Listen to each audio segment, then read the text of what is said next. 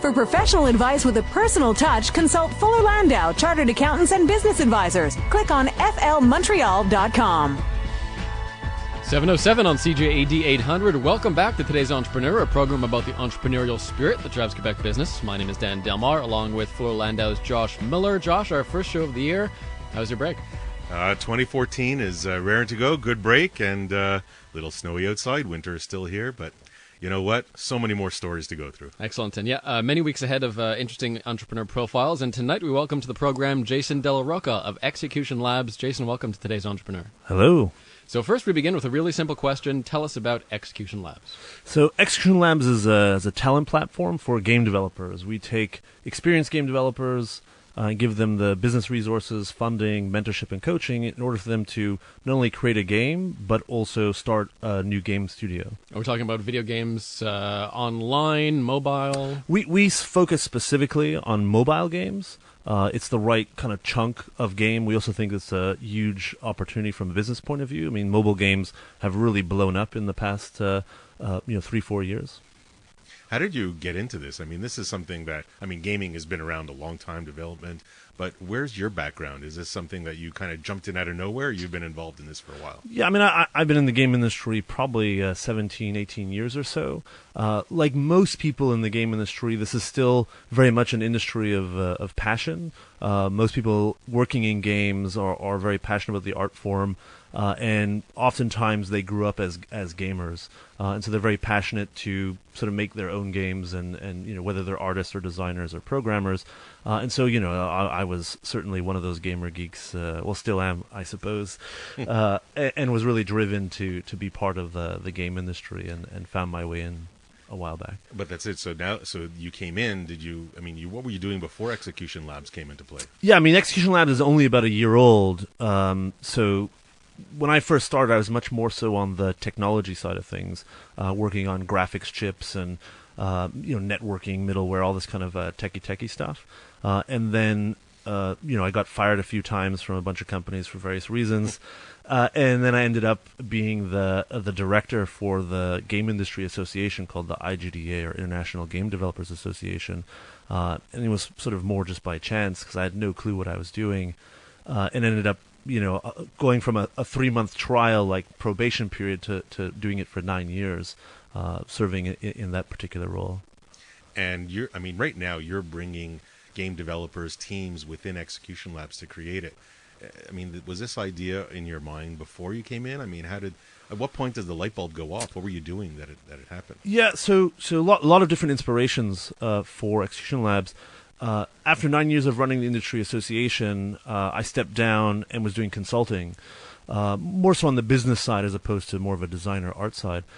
And a lot of the work that I was doing was with governments around the world on how to foster or grow the game industry in their particular region or country. So I was very fortunate. I got to fly over the world. 1 week you're in Brazil, the next you're in Malaysia, and everywhere in between.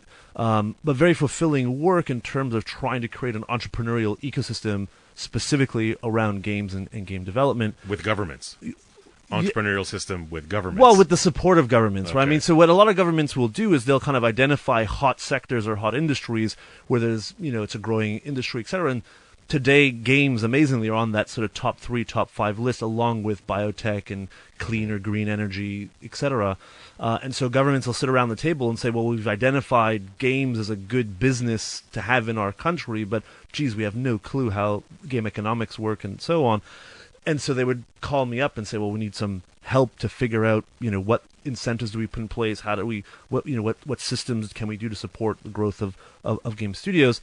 And one of the things that I was often advocating was this idea of startups, of seed investing, on doing the things necessary to get kind of homegrown companies to get started, to create their own intellectual property, their own games, and really sort of build things from the ground up. And this idea of incubators, accelerators, is part of that discussion. And then there's an early stage investor in Montreal called Real Ventures that was having similar ideas. They thought there was an opportunity in Montreal to kind of disrupt the talent pool a little bit and provide this kind of platform to help developers become entrepreneurial and build their own games. And we sat down for lunch one day, and they sort of said, well, hey, stop just advising governments to this. Why don't you do it yourself? And, we're pretty interested in this, and, don't screw it up, and we've got some money, some funding for you. And it just went click. The thing I find interesting is I hear about a lot of incubators, particularly in the tech industry, but not very many when it comes to gaming. I can't think of any. Are you unique in Canada, in the world, in that respect? So we are quite unique. I mean, Execution Labs, I would not say is the first incubator in the world. There had been other efforts. But the way we sort of design our program, the model, it's 9 months, the way we do funding, it does not exist anywhere else in the world. And I think we design it in such a way that would play well within the Montreal and more broadly Canadian game industries. There are a few others around the world, but really not as comprehensive as what we're doing. But we were certainly inspired by other accelerators, incubators. I mean, in Montreal, there's a really good one called Founder Fuel, but it's more broadly for technology, mobile web, e-commerce, etc. It doesn't really do games. And of course, the big one is down in Silicon Valley called Y Combinator. Techstars is another very popular one. So we were inspired by a lot of different models, but because we're games and games only, and specifically mobile games, we really thought of ways to optimize that pipeline to really think about, well, what's the outcome that we want, and we designed sort of the black box in the middle, the model in the middle to achieve those results. Why Montreal? Why did you stay here? I mean, you traveled throughout the world, and you saw these locations with the talent everywhere. Why'd you pick Montreal? Yeah, well, so great question. I mean, Montreal is really a hotbed of game development. In terms of its position within Canada, it's certainly the number one game development hub within Canada, and Canada more broadly is ranked sort of third behind the US and Japan from a game production point of view. So the talent is there. But what's interesting is the Canadian, and especially the Montreal development community, was very much weighted towards large, sort of big productions. Assassin's Creed, great game, very, very famous game made right here in Montreal, sold for millions and millions of units. IDOS, there's a bunch of great productions happening here, but all huge, requiring millions of dollars, even upwards of 700-800 people on a development team. And while, if you have one of those hits, for example, Call of Duty, in one day makes $1 billion, or Grand Theft Auto, if you have one of those hits, great, but the industry is shifting more and more towards mobile, digital, online, using freemium or free-to-play business models. So part of our motivation at a macroeconomic level was to provide some diversity within the Montreal and Canadian ecosystem, and I mean, in some ways, provide an opportunity for developers who wanted more creative independence to sort of break away from the large, huge productions and say, well, I've got an idea. Today's Entrepreneur on CJAD 800. Our guest is Jason Della Rocca of Execution Labs. More with Jason in a second, but for professional advice with a personal touch, consult Fuller Landau, Chartered Accountants and Business Advisors. Click on flmontreal.com. inspiring stories from outstanding business people. My name is Dan Delmar, along with Fuller Landau's Josh Miller. On today's Entrepreneur, our guest is Jason Della Rocca of Execution Labs, and Jason heads an incubator particularly for online mobile gaming. So highly specialized, Jason. Not very many services like this for innovators in the gaming industry around the world. So you were saying, I mean, Montreal clearly is a very good place to be in this industry, is it not? Yeah, absolutely. I mean, it's the model we have really requires that the people coming in are experienced developers, programmers, artists, designers, producers, etc. We're not teaching them how to make games. We don't take kids out of school. In fact, some of the teams we have have upwards of 10, 12 years of development experience. Now, that being said, they are rookie entrepreneurs. They've been part of very large production teams. They've been very focused on very granular technical tasks, so super skilled from a development and production point of view. And they may have the entrepreneurial spirit, and in fact, that's part of our interview process, is to really get a sense of, if we throw these people, in the dungeon, will they survive, and will they persevere and sort of do the things that are required to succeed as a business person, as a startup studio. So they all have that entrepreneurial fire in the belly, but are lacking experience there. But from a development talent point of view, I mean, they're all rock stars. Where do you find them? Where do you find these teams or these individuals that can really be hopefully the next big thing? Yeah, it's a mixture of sort of we find them and they find us. We're well connected within the community here in Montreal and more broadly across Canada. And so we go to various events and community networking receptions, et cetera, and we're able to identify some of the hot talent and encourage them to come on board and be part of the program.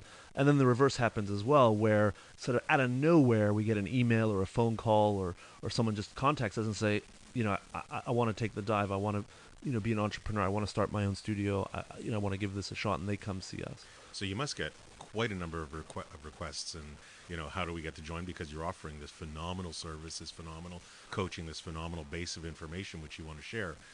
Your vetting process, your interview process, can you give us maybe a couple of highlights of the things you look for and the process you take to really bring out or select the best group? Sure. So it starts with an online application form where the teams fill out information about themselves individually, then their history as a team, what have they done together, etc., and then a bit of information on the project that they're dreaming about that they want to do if they're to be accepted in the program.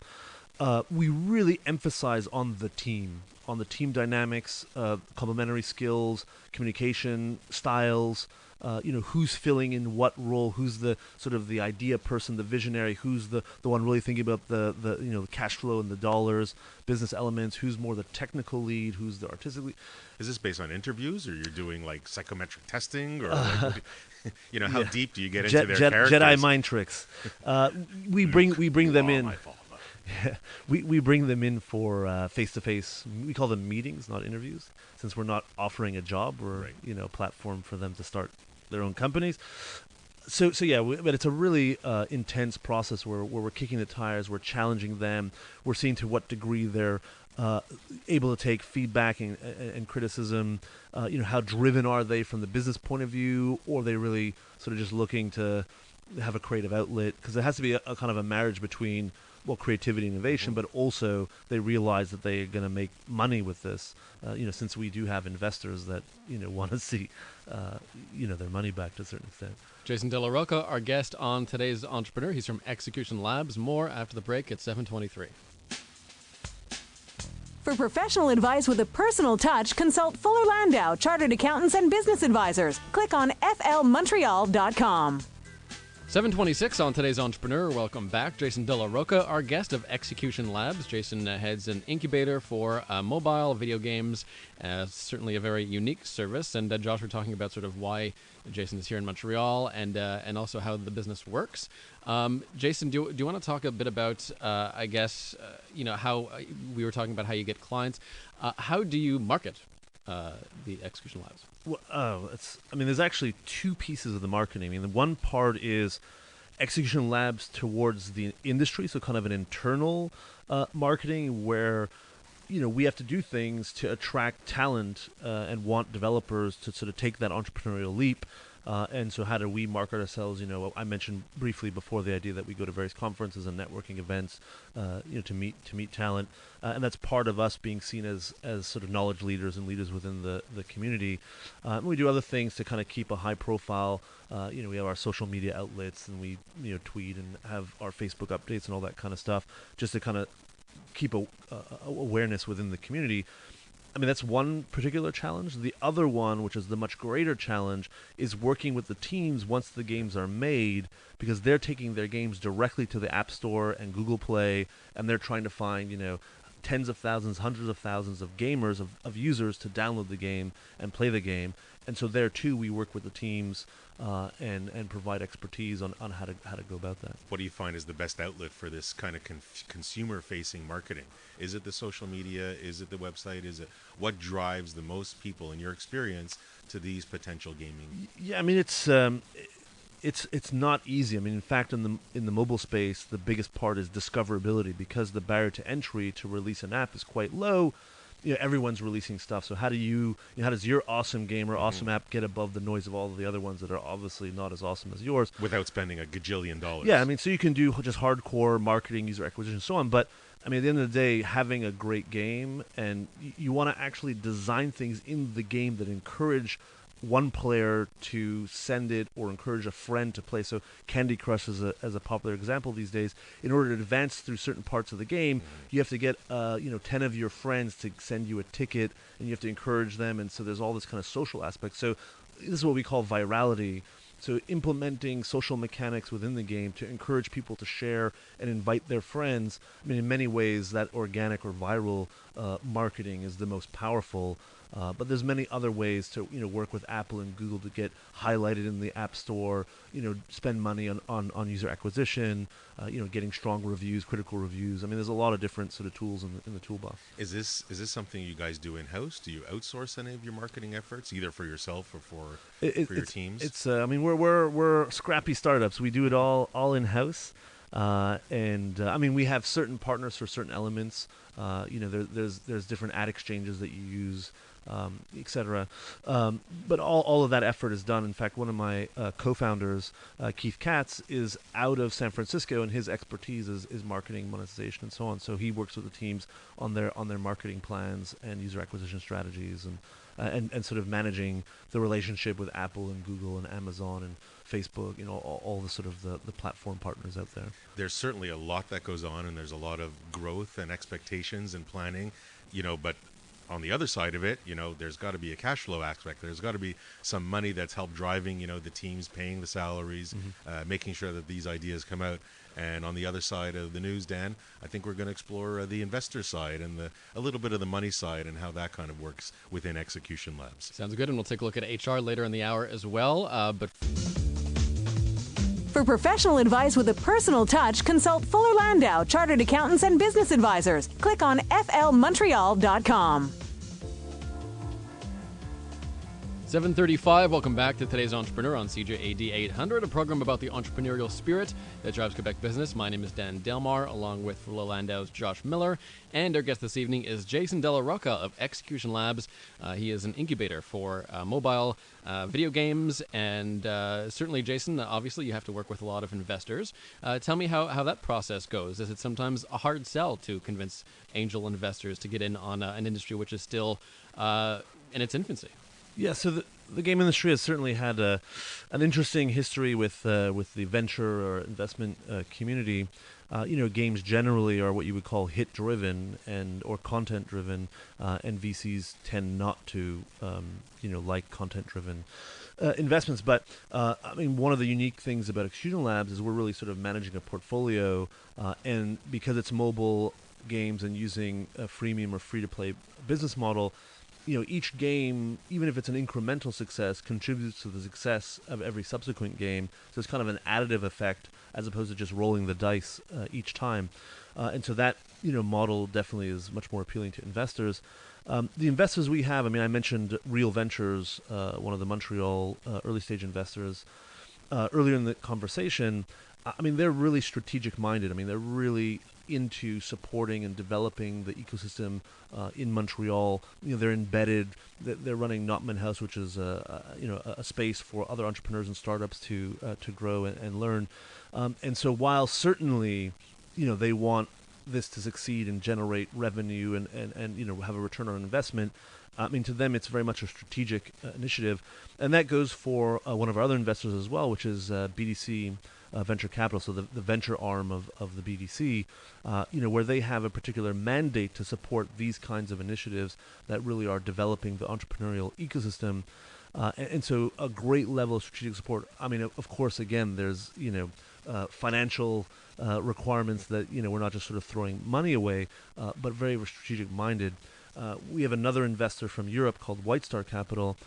That has experience specifically with investing in other sort of unique incubator accelerator type models, and was quite interested in what we were offering.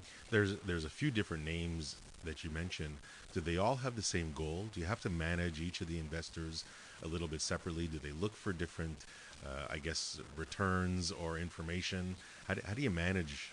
and balance all of them. Yeah, I mean, interestingly enough, for those who are not sort of familiar with the venture side of things and pitching and sort of seeking out angels and whatnot, um, it's actually a really sort of human process. It's really, in many ways, illogical or irrational, emotional. You're really building relationships on trust and faith, on vision, etc. And credibility. And credibility, track record, all of these things. You're really managing relationships with people who believe in you. And fundamentally, when you get investment, it's because that person believed in the vision that you could execute. And it's really, the numbers come secondary, right? I mean, every conversation that I've had with potential investors, it's been much more about vision, track record, street cred, all that kind of stuff. And assuming you pass that test, then it's like, okay, now I need to see the numbers to justify the fact that I want to invest in this sort of endeavor. So to your point, Josh, I mean, it really is about managing each investor as an individual, not just a wallet that's giving you money, and sort of making sure they're all on the same page, that they believe in your vision, that they're supporting you. We're very fortunate that our board of directors, our investors, really believe in the vision and are very supportive. They open doors for us. If we need sort of help on the strategy, they kind of roll up their sleeves and get behind us. So it's been a really good experience with our investors in particular. So when they invest, I mean, they become shareholders or part owners of Execution Labs. I presume you have some agreement between all of you. Either something doesn't work out, or how do you deal with the process of moving forward if there's growth or whatever? Do you have things in place so that you all maintain on the same page, at least from a legal perspective? Yeah, I mean, absolutely. So one of the things when you get external investment, it really requires you to be rigorous about all of those sort of legal documents, shareholder agreements, all this kind of stuff, employment contracts, and really is kind of a stipulation to even get the monies. You have to have all that stuff in place. And so it forces you to have those conversations up front. How are we going to share equity? How are we going to, each benefit from the proceeds of success or not? How are decisions going to get made? Who's going to do tiebreakers? How the board is structured? Those are quite, huge documents that you have to dig through and are a bit daunting if you've never done it before. And potentially a long process. Yeah. I mean, our model, because it is quite unique and new, we couldn't really use the vanilla templates and did require some amount of sort of custom work. Luckily, one of my other co-founders has a mind for these and the patience to read through all of it. So this is Alex Pelletier-Normand, who has a huge amount of experience, more so from a production point of view, but really sort of patient and digs through all of that. I mean, you really have to take the time and sort of don't just sign stuff because you don't want to, read through things. But speaking of, you're talking about legal and certainly there's a protection aspect. I mean, you're dealing with what everybody knows is intellectual property or IP, with all the games and the development that's going on. What do you do to protect yourself? How do you deal with so that nobody else steals your ideas or the team's ideas? Yeah, I mean, the challenging thing is ideas in and of themselves are not protectable. In the game industry is primarily a copyright or trademark-based industry. So you can certainly trademark Angry Birds, the logo, and sort of name and treatment and so on. But you cannot you shouldn't be able to protect, the concept or the idea of shooting birds in the air, kind of thing. You can protect that exact implementation of it, and someone can't sort of screen for screen, drawing per drawing, duplicate it. But this idea of cloning within the game industry is actually quite a big issue where, an innovative developer will create a game that sort of hits it big, and then you have some of the sort of more corporate studios that will say, oh, well, look at that one, it's hot, let's just grab it and clone it. So it definitely is challenging. I mean, at our scale, we really push the teams to be open and share what they're working on. We find that the value of getting early stage feedback and input is better than the risk of your idea being stolen. Do you find that finding increasingly original ideas in gaming is hard, just based on the volume, the fact that everything's mobile now, it's easier to produce? Yeah, I mean, it's quite amazing. I mean, the game industry has been around for a few decades now, and every day we still see stuff that amazes us. And I mean, there's certainly different kinds of innovation or creativity. I mean, there's something more incremental, which is, it's a racing game like most other racing games, but it has this one little thing that nobody ever thought of, and, I don't know, the cars fly or whatever. And it's super fun and interesting and great. And then you have sort of disruptive innovation, which is, we just never, ever seen it before, and it's totally new. And certainly we see a lot more of the incremental stuff, like little twists on something we've seen before. It's more rare to see the hugely brand new disruptive stuff, but I mean, it still happens in the game industry, and in part is why this industry is so exciting. And I would say that we're seeing that on multiple levels, right? We see that from a business point of view. So even just a few years ago, the concept of freemium or free-to-play didn't exist. So that's a massive, massive business model innovation that totally is disrupting and changing how the game industry works. From a design point of view, creativity, and cultural point of view, the types of games we're seeing, the subject matter they're addressing, is very. The game, amazing game where you're sending people to concentration camps, and you don't realize that until the end of the game, and then you're all conflicted. It's a really interesting game called Train, just as a sort of one example. So from a cultural, aesthetic, games as expression point of view, we're seeing innovation happening still on a massive scale, and then technologically as well, of course. Do you have to deal with social responsibility when it comes to gaming? I was going to say, in controversy, because that last idea, I mean, do you have to sort of, is there a controversy threshold among your investors?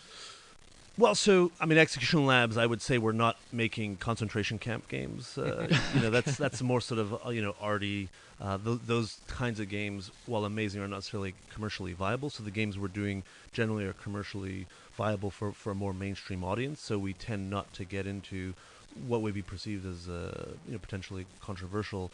But the game industry as a whole, certainly has certain stigmas and cultural challenges. In terms of fear of violence and censorship and addiction and all these other kind of fun topics. So I mean, certainly from a cultural point of view, we're the scapegoat of the day. And speaking of culture, I know because you bring on so many different teams, the culture and the human resource culture within the office, I'm sure plays a huge role, and something that we think we should get into. So after the break, let's talk a little bit of human resources. HR, after the break on today's Entrepreneur, our guest is Jason Della Rocca of Execution Labs. It's 7:45. 7:48, welcome back to today's Entrepreneur. Our guest this evening, Jason Della Rocca of Execution Labs. And let's talk some HR right now with Micheline Maillet, HR specialist with Fuller Landau. And certainly, Josh, Jason's business has a very unique HR challenge. Well, I'm wondering, just as he got in, and he certainly puts a bunch of teams together. It's different ages, it's different backgrounds. I would say, just quickly before we get to Micheline, Jason, when you started this business, I guess, what was the first eye-opener when it came to human resources for you? Yeah, I mean, definitely dealing with the sort of interpersonal relationships of the team members was probably the biggest surprise we had. We were sort of very heads down and focused and into production, but at the end of the day, it really is a pressure cooker environment. You have different personality types, introverts, extroverts, engineers versus artists, and managing and sort of coaching them through some of sort of these gnarly situations actually took a decent amount of time that we were not accounting for, thinking about going into it, and it's super critical. And I mean, our situation is unique, but I think this is probably true of sort of just companies and business everywhere. Yeah, definitely. I mean, I think integrating people into the company culture is already difficult, but here you're integrating actual teams that probably have their own background into a company culture, like a different company culture probably, which is probably more structured and maybe less than, what they might have had going into it. So yeah, definitely a challenge. I think it's probably something common, even though it's something definitely unique in your case, but I think most companies probably have some type of issue. When you're hiring somebody new to get them into the corporate culture, a lot of people assume that, an employee is an employee everywhere, but they don't always realize how unique their own culture is and how there's all these kind of, unsaid rules that come in any workplace that they might not know going into it. You say unsaid rules, but at what point do you take those unsaid rules and make your manual or really list things out? I mean, it's tough to do with a culture side, but certainly as a set of actual rules go, could that help with the integration? Yeah, definitely clear policies and procedures. I mean, they're definitely going to help with the integration, so they'll know, in one environment, maybe skateboarding down the hallways is fine, where another one, it's totally not. So I mean, that's maybe an extreme example, but you have some things that are sometimes more subtle that you might not even put in an employee manual. Like, I've seen companies where walking through the office with your winter boots on is a huge no-no, where other places maybe they don't mind. So you could hire somebody new and they might not think about, I'm going to go walk to my desk and put my shoes on, but in that company it's like a huge... It's an issue at my Yeah. office, actually. I don't own boots, I'm sorry. Jason, I mean, how do you bring the various teams to get into your culture? And I don't, maybe that's part of the vetting process to begin with. Yeah, it definitely is. I mean, it is a two-layered culture in many ways, because there's the teams as sort of microcosms of culture. So each team is trying to develop their own identity and their own company as a micro studio. And then there's the larger sort of lab culture, which is all those micro studios then under the same roof, kind of rubbing shoulders and working side by side. One of our approaches is to be very transparent. So on our website, we list our kind of company cultures, company values. So it's very upfront. We try to sort of live by those values. I think what's important, certainly in larger companies, is you might have the written rules, but then there's the stuff that people really do, and you kind of like, to what extent is that cohesive or not? So we don't have, other than our values, we don't have a set of policies and rules. We just kind of like live it every day. And it is part of our recruiting process that, just as an example, this idea of being able to give and take feedback and criticism is central to our process, because we have mentors coming in and so on. And I mean, we do that in the meeting. We say, oh, we don't like your idea. You know, how about like we on purpose challenge them to see, do they freak out, or they're like, oh, okay, or is it kind of a conversation? And recruitment certainly plays a huge role Yeah, that for I'm sure. I mean, I think being able to clearly identify what will make a person fit well in your culture is very important. For example, smaller companies, maybe they're looking for somebody who's very entrepreneurial, who could work maybe with less clear instruction, that type of thing, where maybe a larger company, they might prefer people who are able to work by the rules and abide by procedures and that type of thing. More on HR and gaming with Jason Della Rocca of Execution Labs on today's Entrepreneur at 7:53. For professional advice with a personal touch, consult Fuller Landau, Chartered Accountants and Business Advisors. Click on flmontreal.com. Inspiring stories from outstanding business people. Welcome back to today's Entrepreneur. Remaining moments now with Jason Della Rocca of Execution Labs, and we're talking HR, particularly when it comes to the video game industry, with Micheline Maillet of Fuller Landau. Josh. And we're talking about integration, you know, kind of a how do you get your team member to understand and be part of the culture? And Micheline, maybe you've seen a couple of choices or a couple of examples that work, that try and really build that inclusion. For sure. I mean, a lot of it goes, past the recruitment into the actually orientation or onboarding when they're bringing the person into the team. So yes, we talked about policies before, but to get a better idea of the more informal side, maybe, of the work environment, some companies actually set up a buddy system where they have an existing employee teamed up with the new person, which can kind of show them the ropes of more like the unspoken rules maybe that the company has. And I would say another key element is also, just from a management perspective, sometimes people take certain things for granted. So, that certain things are going to be done a certain way, or that certain things happen a certain way.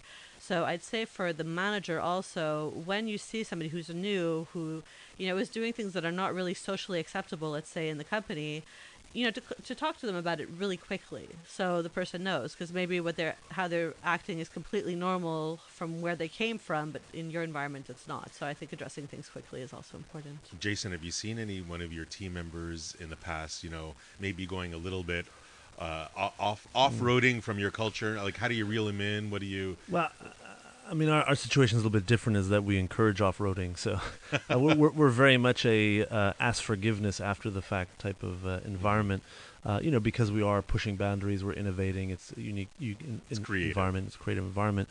But I mean, there's definitely situations, just as one example, because it is a shared workspace, team members sometimes tend to get very loud as they're debating topics and stuff. And in the early days, it became quite disruptive, and people didn't realize. So that, as Micheline's saying, is like, you have to say, okay, everybody, like, I'm trying to work, and everyone's just being too loud. If you're going to get loud and you're going to have a big sort of brainstorm session, go into the meeting room and sort of lock yourself in, so you're not disrupting the whole, the rest of the lab. So that's just sort of one little example of that. Micheline, do team building exercises work? I mean, either getting a group out of the office or within. I mean, does that bring or help institute a culture? It's difficult. I mean, I think it depends on on the activity and what you hope to get out of it. It's never going to be a miracle solution. I think it's a good way to get people to know each other in a more informal setting, which can be nice.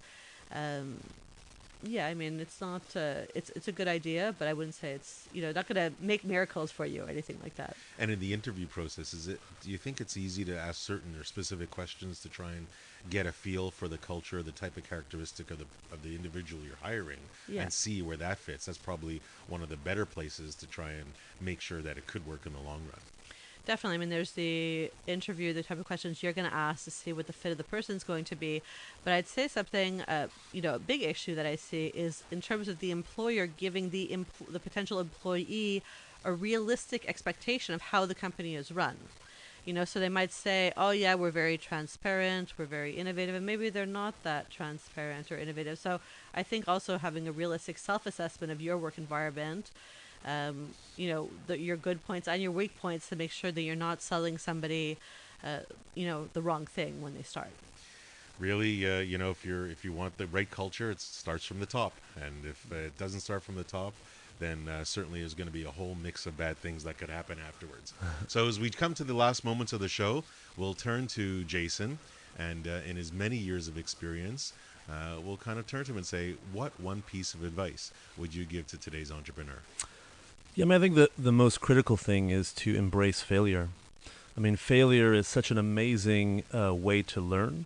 I've certainly failed a tremendous amount and fallen on my face on many occasions. And to me, failure is not, I'm not afraid of it. I sort of jump off cliffs because I don't know what the answer is, or I have certain assumptions and I want to validate those assumptions, and you just got to jump and sort of figure it out as you go down. And I think the most important thing is being able to just jump back up on your feet when you do fail and say, well, I learned a whole bunch, and just keep moving forward. I think it's great. And Dan, the one quick takeaway I'll leave you with is what I've learned from Jason is, you can have the right gut feel, and you can not be afraid to fail, but it starts with a base knowledge. It starts with being an expert, knowing what you do, and then from there building a team around with the idea to make it happen. Micheline Maillet, a specialist with HR at Fuller Landau. Thanks for joining us again, Micheline. Thank you. And of course, Jason Della Rocca of Execution Labs. Fascinating business, very unique business. Thanks, Jason, for stopping by tonight. Thank you so much. And Josh, we'll see you back next Monday night at 7 p.m. Mitch Joel of Twist Image, speaking of tech, will be on deck on today's Entrepreneur. It's 8 p.m.